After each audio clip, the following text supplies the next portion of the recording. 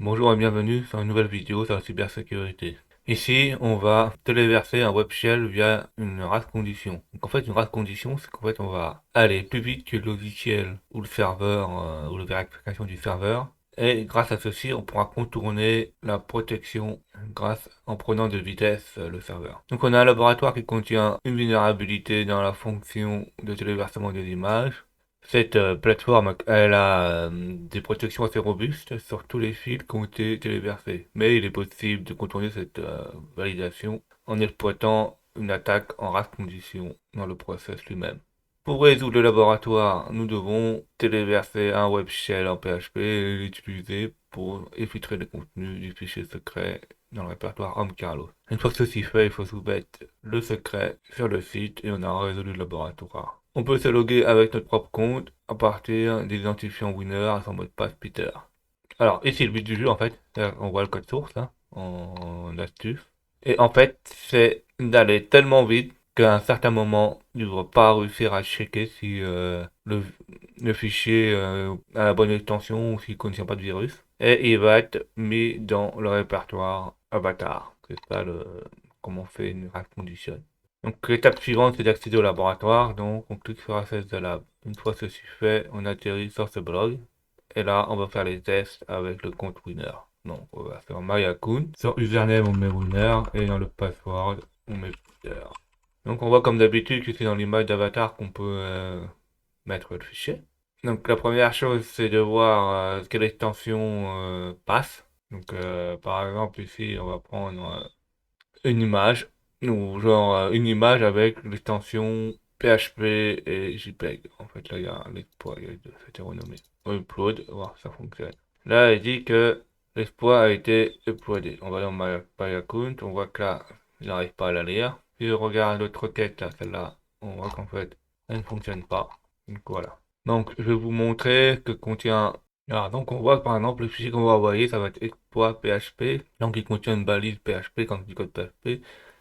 C'est l'ecofile get content. Donc, en fait, il va récupérer le contenu de fichier secret situé dans Home Carlos et il va l'afficher sur le site. Alors là, on voit qu'on a utilisé ça. En fait, moi, j'ai utilisé l'extension pour que ça passe et pour qu'après, on puisse récupérer un post et qu'il nous affiche le contenu.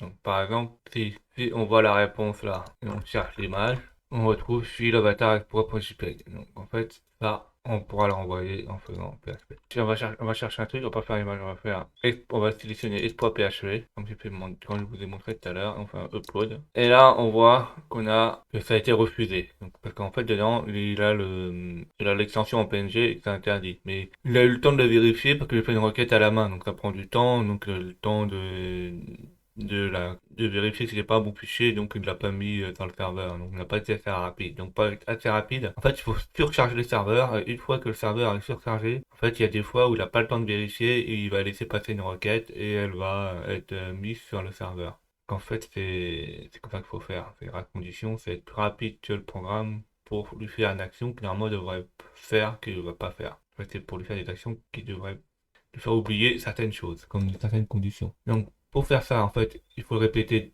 plusieurs fois, donc on va en suivre. On fait un add et on va lui dire de répéter, par exemple, en petit du nul.